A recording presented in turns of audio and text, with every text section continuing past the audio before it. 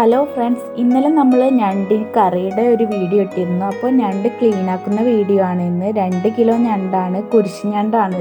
ഒരു 5-6 വട്ടം ഞണ്ട് നന്നായിട്ട് ആക്കണം. നല്ല പോലെ കഴുകി വൃത്തിയാക്കിയാലേ ഇതിലെ അഴുക്കും കാര്യങ്ങളൊക്കെ പോകുകയുള്ളൂ. ഇനി നമുക്ക് ഞണ്ട് വൃത്തിയാക്കാൻ തുടങ്ങാം. ഫ്രണ്ടിലെ 2 കാലും എടുത്ത് വയ്ക്കുക.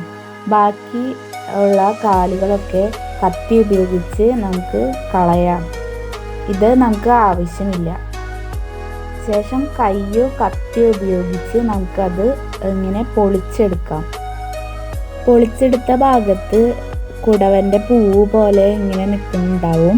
അത് നമുക്ക് കളയാം. അത് നമുക്ക് ആവശ്യമില്ല. അത് എടുത്ത് നമുക്ക് മുറിച്ച് മാറ്റി വയ്ക്കാം. ശേഷം ഷെല്ലിലെ എല്ലാ ഭാഗങ്ങളും എടുക്കുക. ആ ഷെല്ലിലെ ഒരു സഞ്ചി പോലെ ഒരു ഭാഗമുണ്ട്, അത് നമുക്ക് കളഞ്ഞ് ബാക്കി എല്ലാ ഭാഗവും ഭക്ഷ്യയോഗ്യമാണ്. അത് നമുക്ക് എടുക്കാം.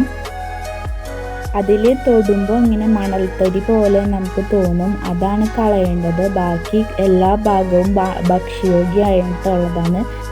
ഈ വീഡിയോ നിങ്ങൾക്ക് ഉപകാരപ്പെട്ടെങ്കിൽ ലൈക്ക് ചെയ്യുക, ഷെയർ ചെയ്യുക, സബ്സ്ക്രൈബ് ചെയ്യുക. Thank you.